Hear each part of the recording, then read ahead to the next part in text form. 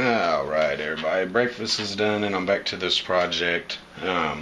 Sorry this is taking so long. I know it's a small project and everybody's probably wondering what's been going on. And quick little rundown what's been going on with me. Little bit of laziness, a whole bunch of work, just taking care of work things and tattooing a whole bunch. But also recently we had to say goodbye to our little family pet, little Marty.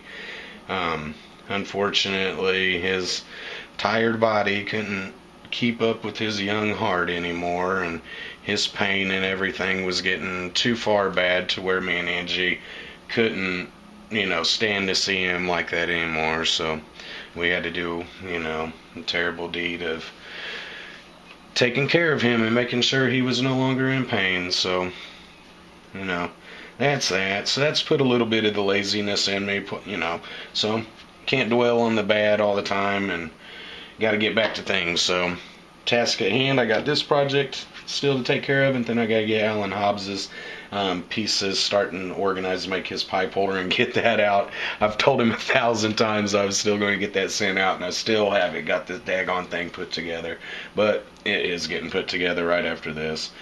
But I don't know where I left off babbling in the last video of this knife sheath, but basically what I'm setting up to do is putting a belt strap on it for the side carry when he wears this on the back side of his belt. I'm going to be putting a strap in. This isn't the strap, this is just a test piece of leather, just kind of folding it over. And basically what's going to happen is on this knife sheath I'm going to hook up a piece of leather, make it look nice, and lay it over the back side of this leather here, and I'm going to glue it in to where it sticks to the back side and get it all clamped up.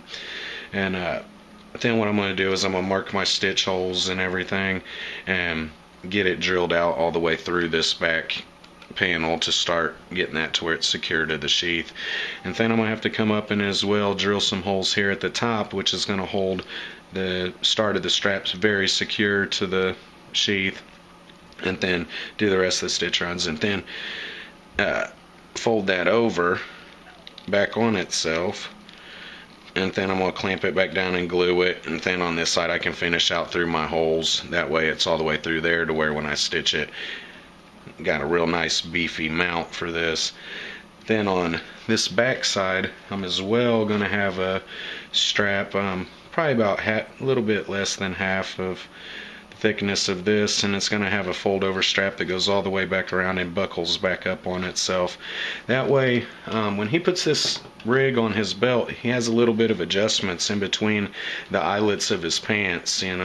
He's not a fat boy like me, so he has a couple more eyelets on his pants. So basically this is going to act as a sliding strap to get it in a position, and then this strap can either be used to go around his belt, or it can be used as a strap to stop the point where his pants eyelet for his belt is.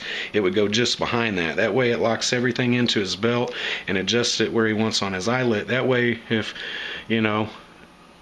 for some terrible reason he were to have to pull this knife to defend himself or whatnot, or to cut open a terrible cardboard box, he has plenty of room to grab the whole blade, flip the strap down, and it's not going to slide the sheath up and down his belt. So that was just a little extra idea I come up with thinking for this sheath. I don't know if a lot of people use a strap like that, but that's how I hope he can use this one. So we're going to get everything set up with our pieces and get everything started, and we'll be back and you can see how it's going.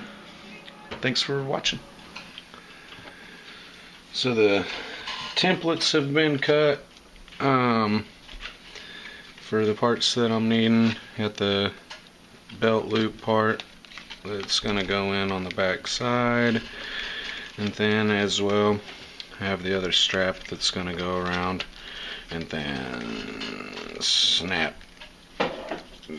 back up and over, something along the lines of that. I hope that's in frame good and you can see. It's terrible lighting over here. I see this little, well, that didn't do nothing. Everything would be kind of like that. So we'll get everything stained up. I still have to texturize this strap because the fold over has the textured look, so this one's gonna have that as well. And we'll get ready to start working on the one edge a little bit with the sander back there.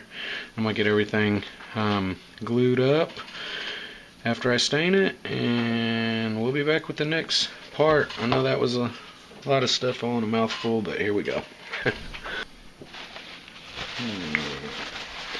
I'm gonna texture this strap up just a little bit, and all I'm doing is just taking a little bit of water on a paper towel and giving this leather a good nice coat. And you can see I left the pin mark, possibly in the video, the pin mark from where I cut this template out is still along the edge.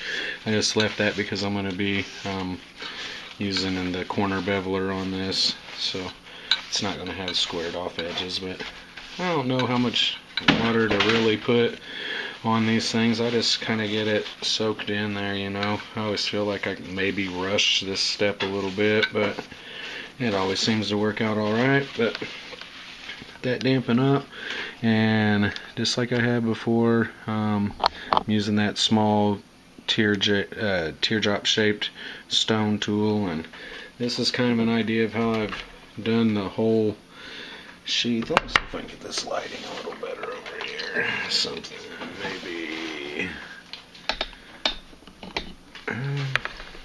Bear with me, y'all. Let me see if I can get some light over here.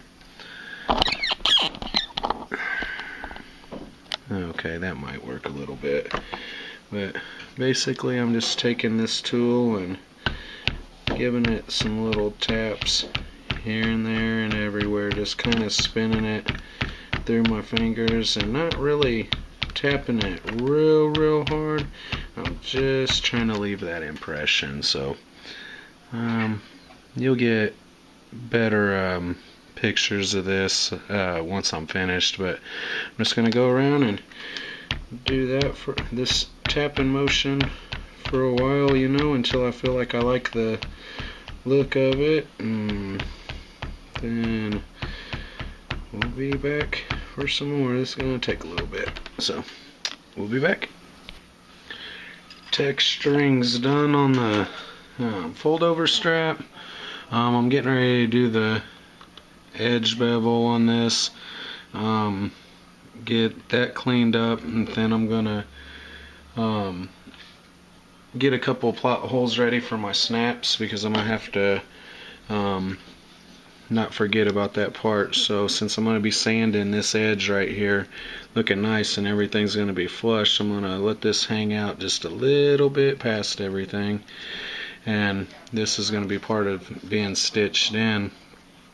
So I got to drill 2 little holes here for the snap that comes around. So I'm going to kind of plot those holes, drill that out, and I'm just going to stain these. Now this back strap that goes through his belt, I'm just keeping this one smooth because you don't see any of that. So a couple holes and then stain. We'll be back.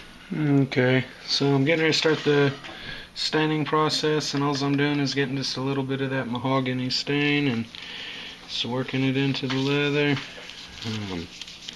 giving it a really nice coat.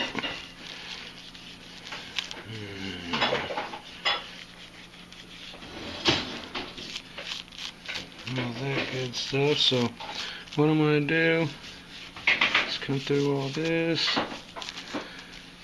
and just give everything a really good coat.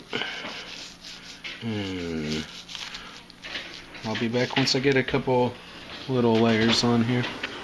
Okay, so I got the back belt strap glued on to the project, and I had sanded this edge with the sander, make sure everything was nice and smooth to get this ready for a finished edge, because this is going to be where the first stitch run is, at the top part of this fold over for the belt.